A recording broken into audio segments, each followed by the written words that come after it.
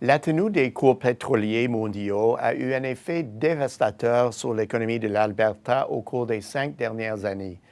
Et pour ne pas arranger les choses, les contraintes de capacité touchant les pipelines ont considérablement limité les expéditions d'hydrocarbures, ce qui a entraîné un autre escompte majeur sur le pétrole albertain.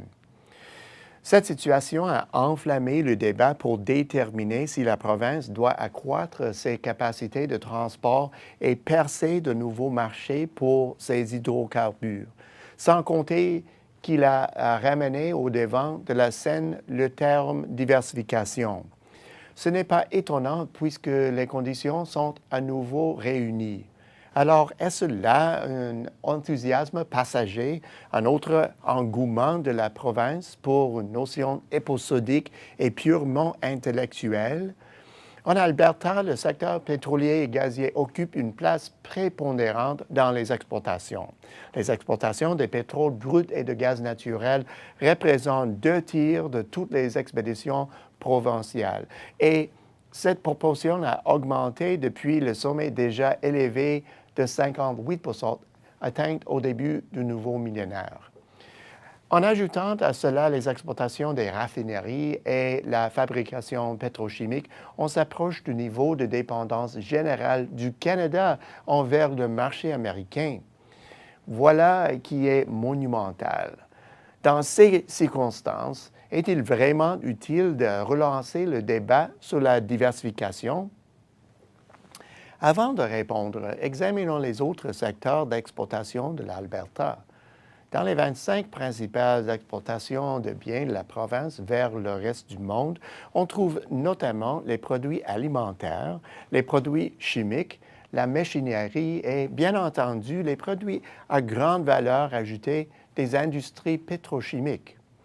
Voilà les secteurs où la diversification pourrait avoir lieu. Est-ce une possibilité? Commençons par le secteur pétrolier et gazier. Chercher à rehausser la valeur de la principale ressource de la province constitue une première forme de diversification. En faire plus avec cette ressource avant d'expédier procure de la valeur et génère plus de retombées sur le marché intérieur. Voilà donc une bonne raison. Les expéditions de pétrole brut et de gaz naturel ont souffert ces dernières années. En revanche, celles des raffineries ont progressé en moyenne de plus de 11% et celles du secteur de la fabrication pétrolière de 9%. En conservant ce taux pendant encore 10 ans, la part de ces deux secteurs dans les exportations de biens passerait d'à peine 5% à 9%. Cette augmentation faible revêt une importance certaine. C'est un début. D'autres secteurs pourraient suivre cette voie. En réunissant les principales catégories du secteur agroalimentaire albertain, nous ajoutons un autre 8% aux exportations de biens. Il s'agit notamment des principales récoltes comme le blé et les oléagineux, les animaux vivants et les viandes transformées, ainsi que la fabrication d'aliments surgelés. Leur contribution au tableau des exportations n'a pas vraiment changé au fil des ans et leur croissance a été plutôt moyenne. Alors, y a-t-il ici une place pour la diversification? La réponse est oui. On constate un raffermissement notable de la demande des marchés émergents envers les produits alimentaires de toutes sortes.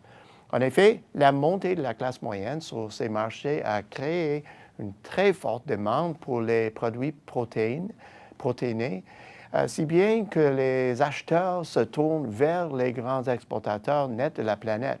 La Chine est sans doute le premier prétendant et elle est pour le moment le marché le plus prometteur à long terme. Fait intéressant, l'Alberta n'exporte pas beaucoup vers ce pays, ce qui, de premier abord, peut sembler décourageant.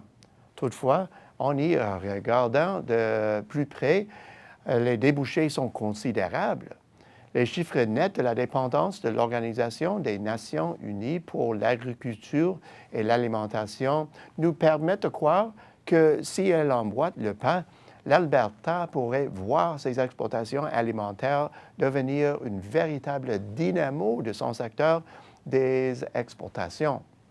De fait, si ces exportations parvenaient collectivement à dégager une croissance annuelle de 15 ce qui ne va pas à l'encontre de certaines projections des besoins, le secteur gagnerait en importance et pèserait pour environ 22 des exportations provinciales. Et ce n'est pas tout. La Chine est de plus en plus friande des produits forestiers de l'Alberta. Les expéditions de pâte de papier vers les États-Unis stagnent depuis 20 ans.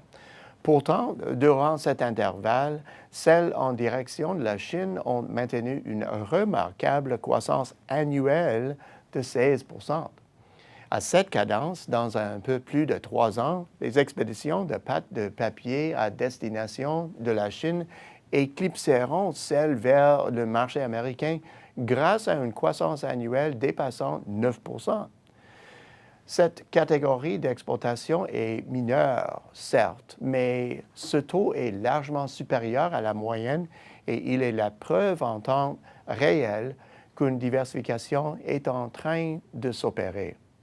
Je pourrais en dire plus à ce sujet, mais ce sera dans un prochain propos.